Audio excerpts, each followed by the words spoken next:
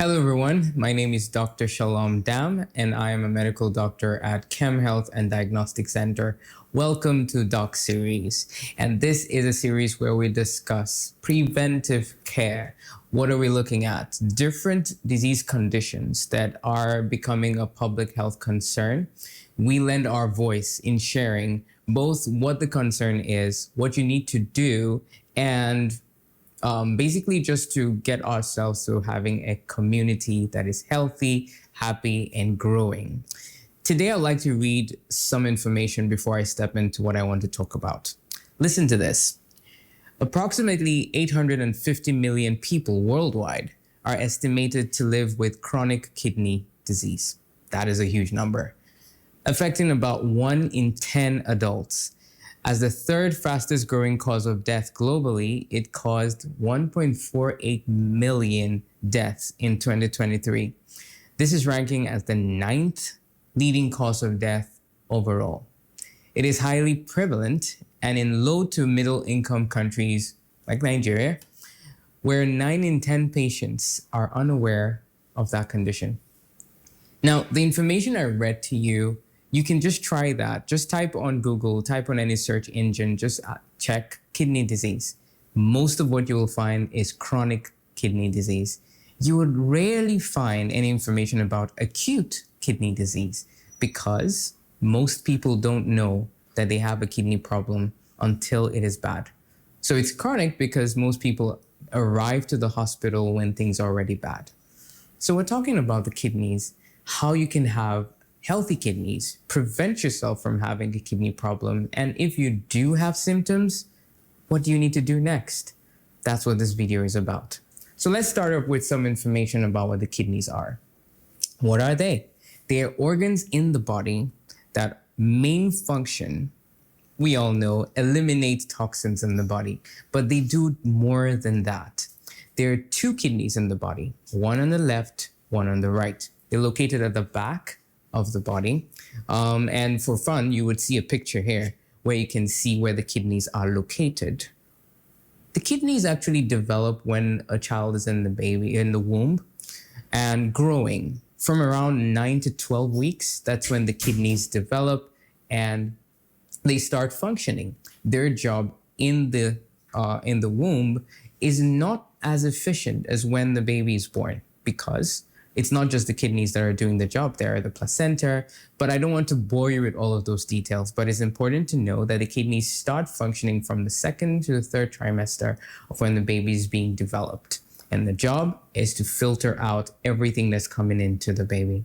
From that time to when the baby's born to the first 6 months, kidneys are there, they're working, but not efficiently. They don't filter out all water. They don't filter out all the electrolytes. There's not that adequate balance to keep that baby alive and growing well. So why should mothers not give water to babies? Is because of that. Kidneys are not fully developed and functioning adequately or efficiently at 100% until after 6 months after birth.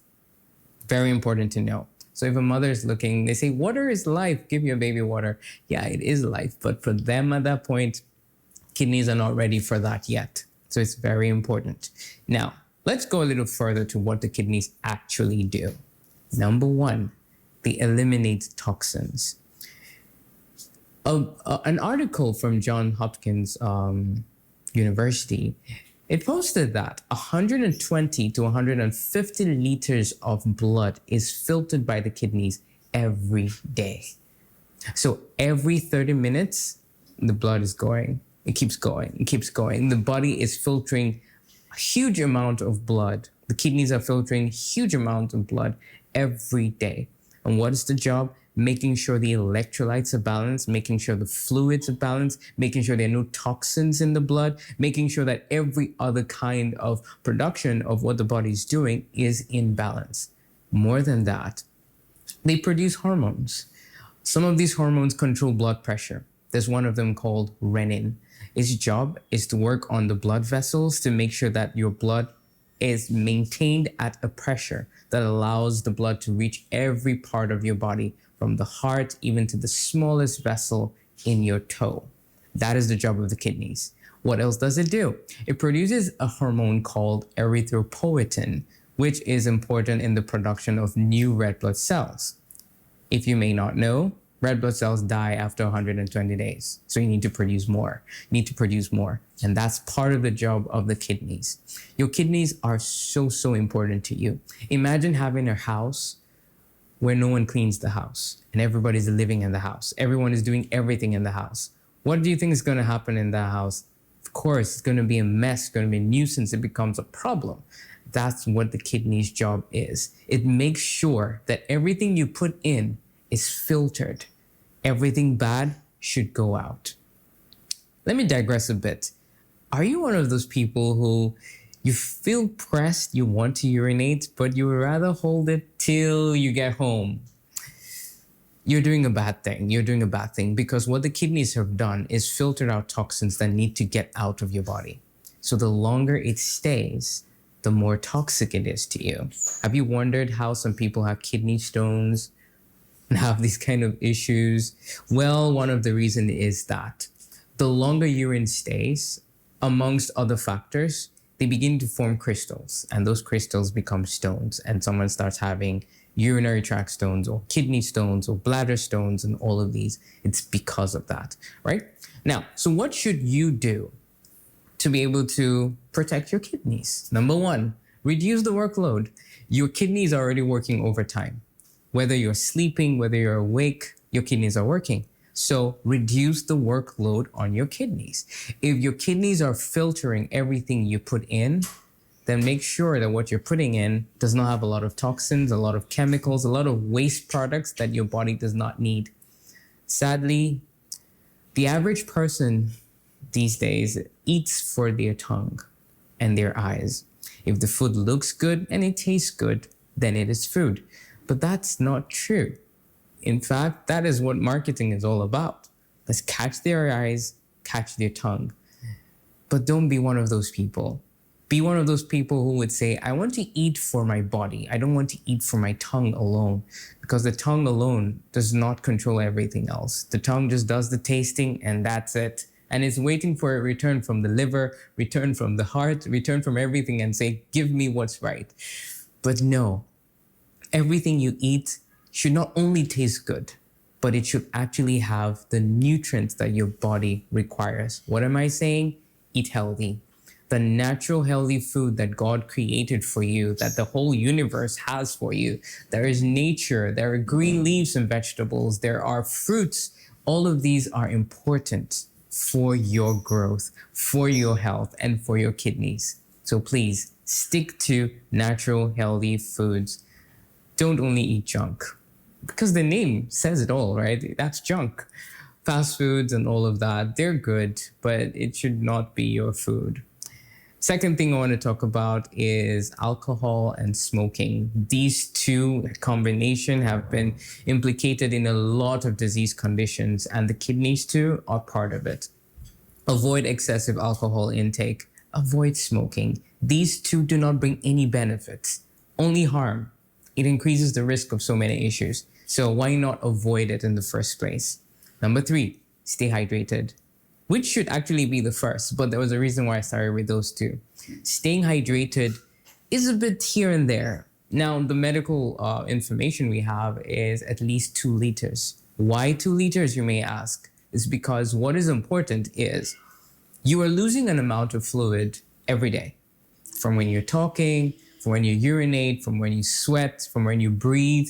All of these are ways in which we lose fluids. And by calculation, it sums up to that. Did I mention urination? Yeah, that should also be part of it. So the amount of fluid that needs to be restored back is about 2 liters for an average human being. Now, whether it has to be 2 liters or more or less, that depends on other factors, your geography, your body type, and what you do, generally speaking. So there are a lot of factors that would determine whether 2 liters for you is enough or not. Here's what I advise people. If you're taking an amount of water, put a target for 2 liters at least. Now, if you urinate and you notice the color of your urine is looking yellow, deep orange, or even dark, like Coke colored, you're doing poorly. So you need to increase the amount of water you're taking. And if you are maybe waking up in the morning, you go and urinate and you find the color of your urine is really, really dark, then you need to take more water.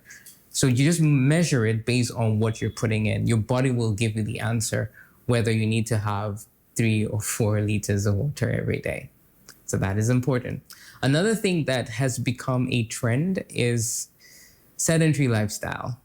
Sedentary lifestyle is a major global issue right now because everyone wants a remote job.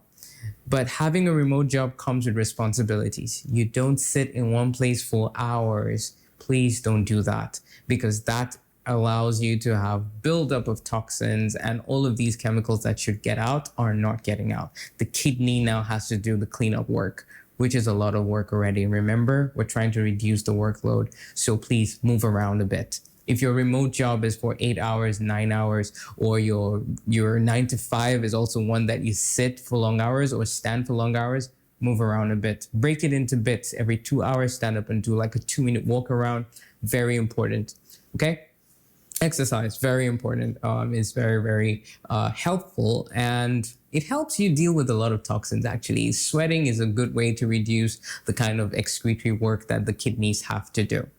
Okay, and finally, I just feel I should add this part, which has to do with salt intake and meat intake. So depending on where you are, depending on your your epigenetics, your family background, everything else, I cannot say that you should take 1 teaspoon of salt every day. That may not work for a lot of people. There are much healthier salt alternatives. There's Himalayan salts, there's sea salts. These are better than the typical sodium chloride salt or the table salt, the common table salt. So consider switching over to that. Reduce the kind of spices that we use in cooking. We have you have salt, you have Maggi, you have this, you have that, you have onga spice, you have this spice, that spice. Reduce all of that. If they are not natural, please, you don't need all of that. There are very natural ways to spice up your food that's better than just adding chemicals. All right. Now about red meat, which is something people have spoken about. Well, it depends on regions, really. In the West, when they talk about red meat, those guys eat meat. No, they really eat meat. You can have a family sit down and they have a whole big steak and everyone's going to munch it and that's lunch or that's dinner.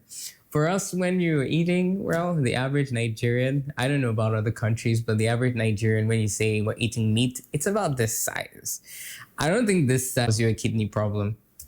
But then again, like I said, it depends on your medical condition. So if you are having certain symptoms, which I'm going to next, if you're having certain symptoms, you're getting a bit concerned about your kidneys, talk to your doctor, talk to your physician. They would give you the best advice because I believe it should be tailored per person.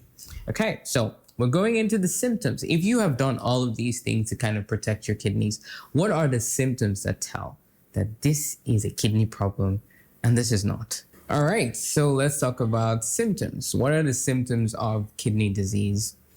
How do you know that your kidney is in trouble before it gets really bad? Well, in the beginning stages, you may not really know because they may not be symptoms, because the kidney is so resilient that a person could lose up to 50% of function of one kidney and still be fine without symptoms.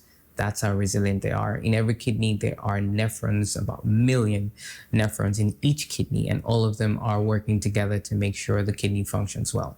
So what are some things that you should take note of? Number 1, easy fatigue, that even after resting, you're not been stressed, you still feel tired. You have some kind of muscle cramps. You just feel weak sometimes after resting. You wake up in the morning, you wake up feeling weak, right? Sometimes you find that you're urinating more often than not in the night. That's also something to take note of. Swelling in the ankles and the shin and around the eyes, especially below here.